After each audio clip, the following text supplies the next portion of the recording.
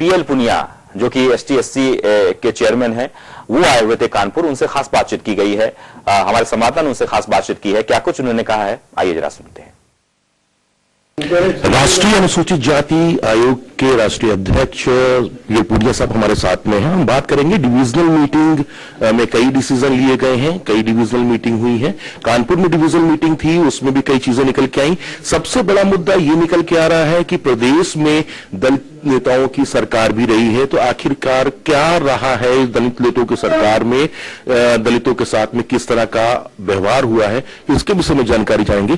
Sir ये बताइए कि सरकारें दलित नेताओं की भी रही हैं उत्तर प्रदेश में, क्या लगता है आपको कि ये कुछ सुधार हुआ है कि मायावती की सरकार भी रही है, तो किस तरह से सोचते हैं आप? देखिए, दलितों के ऊपर अत्याचार और उत्पीड़न की घटनाओं में निरंतर वृद्धि हो रही है, बढ़ोतरी हो रही है। और ये सिलसिला उस दौरान में भी था जब यहां पर बीएसपी की सरकार थी,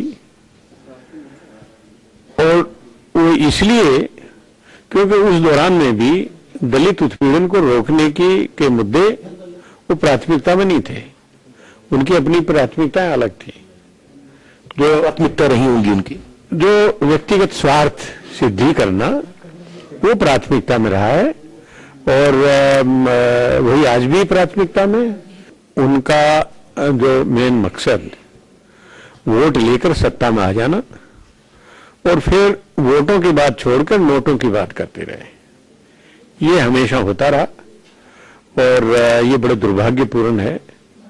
अब दलित समाज के लोग में जागृति है, वो जागरूक हैं, पढ़े लिखे हैं, अब वो अपना भला बुरा अब सोचने लगे हैं, और उसी का परिणाम है कि अब की बार जो बहुजन समाज पार्टी के लोकसभा चुनाव के दौरान में पूरे हिंदुस्तान भर से एक भी सांसद उनके नहीं आ पाया। परिवर्तन आया, सामाजिक परिवर्तन भी आया है, राजनीतिक परिवर्तन भी आया है।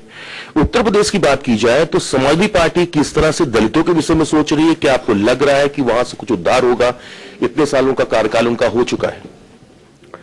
समाजवादी पार्टी तो घोषणा कर चुकी है कि वो दलितों के विरोधी है। अपने घोषणा पत्र में उन्होंने लिखा है कि अगर वो सत्ता में आए तो पदोन्नति में आरक्षण को खत्म करेंगे, जो कि दलित समाज के लिए बहुत महत्वपूर्ण है। तो वो तो दलित समाज के विरोध में चुनाव लड़के आए हैं, तो उनसे उम्मीद करना बेकार है। और बहुजन समाज पार्टी ने भी अपना कोई ऐसा घोषणा पत्र या कोई आर्थिक एजेंडा आज तक ऐसा नहीं प्रस्तुत किया है जिससे वो लगे कि वो दलित समाज को किधर ले जाना चाहते हैं, उनकी आर्थिक स्थिति सुधारने के लिए क्या करना चाहते हैं। उत्तर प्रदेश में दलितों की जो राजनीति है उसमें बदलाव की स्थितियां आप देख सकते हैं कि किस तरह से बदलाव हो रहा है। पीएल पुनिया साहब का भी यही कहना है कि जो दलितों का नाम लेकर राज्य में राज्य करते हैं, शासन करते हैं, उनका भी कोई मकसद दलितों के उत्थान को नहीं बल्कि स्वयं स्वार्थ को सिद्ध करना है। जहां तक समाजवादी पार्टी और दूसरी पार्टियों की बात की जाए तो वो भी कहीं हद तक दलितों का उत्थान की नहीं सोच सकती हैं। कैमरामैन राजेश के साथ विकास वाजपेयी, के न्यूज कानपुर।